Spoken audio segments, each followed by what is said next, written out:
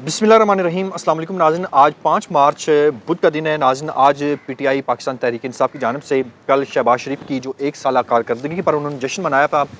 अभी हम KP house से निकले हैं तो उन्होंने आज पीपल्स पाकिस्तान तहरीक इंसाफ ने भी एक बड़ी अहम प्रेस कॉन्फ्रेंस की है।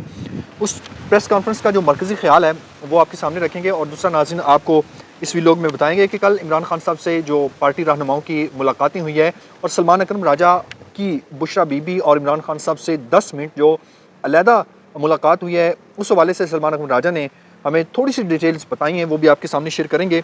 और क्या अडियाला जेल के बाहर जो है पाकिस्तान तहरीक इंसाफ बाकी को कैंप लगाने जा रही है या इमरान खान साहब ने कोई ऐसी हदायत दी हैं या नहीं दी, वो भी आपके सामने जो एक्सक्लूसिव न्यूज़ हैं वो भी आपके साथ शेयर करेंगे। और इमरान खान साहब का अहम पैगाम क्या है वो भी आपके सामने शेयर करेंगे। और हालिया दहशतगर्दी का ज़िम्मेदार जो है वो सेंटर अफनानुल्लाह साहब ने आज पार्लियामेंट हाउस में जब PSC पब्लिक अकाउंट्स कमेटी की मीटिंग थी, उसके बाद सेंटर अफनानुल्लाह से अब हमने बात की। वो क्लिप भी मैं आपके सामने रखूँगा कि सेंटर अफनानुल्लाह ने जनरल बाजवा और जनरल फैज़ हमीद को जो है वो दहशतगर्दी का ज़िम्मेदार ठहराया। बन्नू में कल होने वाला वाक़या जो है वो बड़ा तशवीशनाक है।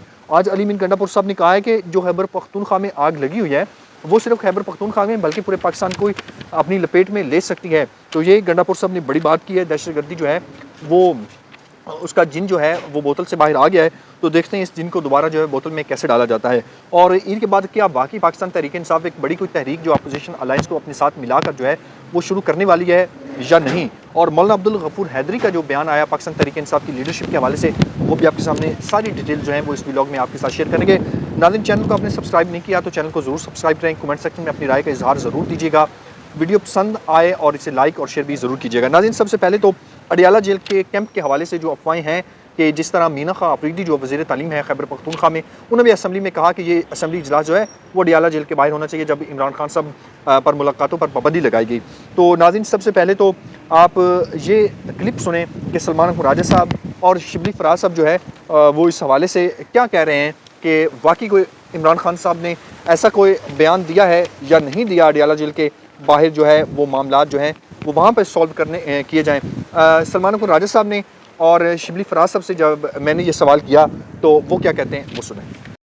शिबली फराज साहब, कल कोई इमरान खान साहब ने अडियाला जेल के बाहर को कैंप लगाने का कहा है, एहतजाज करने का कहा है? बिल्कुल नहीं कहा, ये आपको एक्सप्लेन कर दिया है हमारे सेक्रेटरी जनरल साहब ने। सहूलत की बात है, इसमें कोई राज की बात नहीं है। सलमान राजा साहब, कल बानी तहरीक इंसाफ ने कोई एहतजाज के हवाले से आपने अभी तो उसकी नफ़ी कर दी है, कोई इस तरह की बात हुई है कि थोड़ी बहुत? देखिए, नहीं, हमारा ये एक उमूमी बात होती रहती है। पॉलिटिकल एक्टिविटी, हम एक सियासी जमात हैं, हम पॉलिटिकल एक्टिविटी तो करेंगे ना, तो वो होती रहेगी। तो उसके लिए कोई ऐसी बात नहीं है कि कोई खुसूसी बात हो, हम बिल्कुल करेंगे। हमारा राय अमल है और वो आपके सामने चंद दिनों में आ जाएगा। अच्छा, सलमान अकरम राजा साहब, ये आपने क्लिप सुना कि सलमान अकरम राजा साहब और शिबली फराज साहब अडियाला जेल के बाहर कैंप लगाने के हवाले से क्या बात कर रहे हैं। तो अब हालिया दहशतगर्दी के ज़िम्मेदार कौन हैं वो सेंटर अफनानुल्लाह साहब का क्लिप सुने। जब हमने ये सवाल किया क्या वाकई जब उन्होंने बात की कि इसके पीछे जो है वो जनरल फैज़ और जनरल बाजवा का सब करा धरा है जो उन्होंने 500 अरब जो है वो अपनी जेबों में डाले। सेंटर अफनानुल्लाह साहब क्या कहते हैं वो सुने। और उस तब्दीली ने आगे इस मुल्क की जो जड़ें खोखली की हैं उसका अगले पता नहीं कितने दहाइयाँ जो है वो हमें उसकी कीमत अदा करनी पड़ेगी। आप मुझे बताएं ना कि ये जो पॉलिसी थी PTI की हुकूमत की, जिसको जनरल फैज़ और जनरल बाजवा ने भी सपोर्ट किया था, उसकी वजह से ये सब कुछ हो रहा है। ये इतना बड़ा जुर्म है। आप मुझे बताएं कि जिस मसले को हल कर लिया था उस मसले को दोबारा उनको ला के वापस आबाद किया और असलहे समेत वापस ला के आबाद किया। तो अब आप मुझे बताएं ना कि ये अगर ये गद्दारी नहीं है इस मुल्क से तो फिर ये क्या है। अगर इसको आप मेरे नज़दीक जो लोग, जो माएँ, जो बहनें, जो बीवियाँ, जो बच्चे, जो बेचारे जिनके जो लवाहिकीन शहीद हो रहे हैं, आप उनसे जाके पूछें अली बात जो आपने मुझसे सवाल पूछा आप उनसे आगे पूछें, वो आपको बताएंगे। सेंटर अफनानुल्लाह साहब, आपने ये जनरल फैज़ और जनरल बाजवा को इसका जिम्मेदार करार दे दिया है। मैं ये कह रहा हूँ कि इमरान खान साहब प्राइमरी रिस्पॉन्सिबल है and secondary responsible general Bajwa general Faiz है, क्योंकि हुकूमत जो है वो PTI की थी और KP गवर्नमेंट भी इसमें रिस्पॉन्सिबल है कि 500 अरब रुपये भी आपको दे दिए गए, मगर आप 500 अरब रुपये आपने ले लिए NFC से दहशतगर्दी को ख़त्म करने के लिए और दिखाने के लिए आपके पास धेले का काम नहीं है। बहुत शुक्रिया।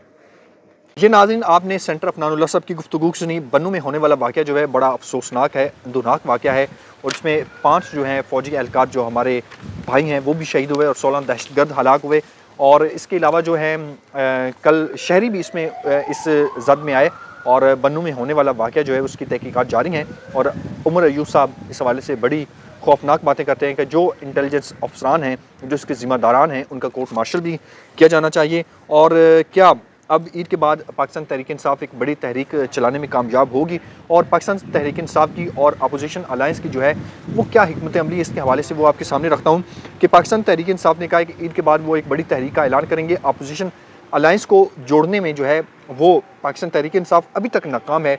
मौलाना फजल रहमान के कुछ तहफ़्फ़ुज़ात हैं। आज मौलाना अब्दुल गफूर हैदरी साहब का जो बयान है वो आया, उन्होंने कहा कि PTI जब संजीदा होगी तो हम उसके साथ इत्तेहाद करेंगे। अभी PTI जो है वो खुद संजीदा नहीं है और जो बाहर क़यादत है उनको अभी तक मुकम्मल जो है वो इख्तियार नहीं मिला। इसलिए पहले तो अपने जो इत्तेहाद को वो मजबूत करें, पाकिस्तान तहरीक इंसाफ जो उनके अंदर अपनी तकसीम है उसको मजबूत करें, उस तकसीम को दूर करें, तो फिर जो है वो सोचा जा सकता है पाकिस्तान तहरीक इंसाफ के इत्तेहाद के हवाले से। मौलाना फजल रहमान साहब विकेट के दोनों इतराफ जो है वो इस वक्त खेल रहे हैं। मौलाना फजल रहमान साहब कहते हैं कि जहाँ से कुछ अच्छा मिलता है, चाहे वो हुकूमत देती है, चाहे PTI से मिलती है, लेकिन PTI के इस वक्त हाथ पल्ले कुछ भी नहीं है। KP में उनकी गवर्नमेंट है, वहाँ से गवर्नरशिप जो है वो मौलाना फजल रहमान साहब को मिल सकती है। हमने पाकिस्तान तहरीक इंसाफ की लीडरशिप से जब ऑफ द रिकॉर्ड ये सवाल पूछा तो उन्होंने कहा मौलाना फजल रहमान साहब की डिमांड्स अभी तक फ़िलहाल जो है वो हमारे सामने नहीं आई।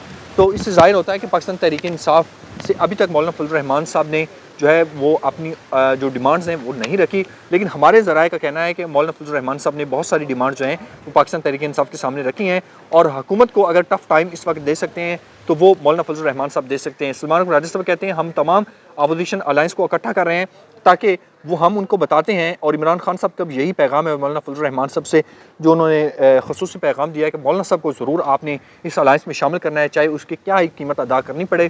तो मौलाना फजल रहमान साहब को अब जो मनाने में जो पाकिस्तान तहरीक इंसाफ इस बार उम्मीद है कामयाब हो पाएगी, क्योंकि मौलाना फजल रहमान साहब पहले भी हुकूमत से काफ़ी जो है वो धोखे खा चुके हैं, उनकी बातों में आ चुके हैं। लेकिन अब मौलाना फजल रहमान साहब ने भी ठान लिया है कि वो पाकिस्तान तहरीक इंसाफ का साथ देंगे। लेकिन हमारे ज़राए का कहना है कि मौलाना फजल रहमान साहब कहते हैं कि ये इत्तेहाद बने, नया इत्तेहाद बने और उसकी सरबराही जो है मौलाना फजल रहमान साहब के पास आए। तो मौलाना फजल रहमान वो वाहिद शख्सियत हैं इस वक्त जो अपोजिशन अलायंस के साथ मिलती हैं तो हुकूमत की जो है वो हवास बाख्ता जो है वो हुई है कि मौलाना फजल रहमान साहब कहीं उनके साथ न मिल जाएँ।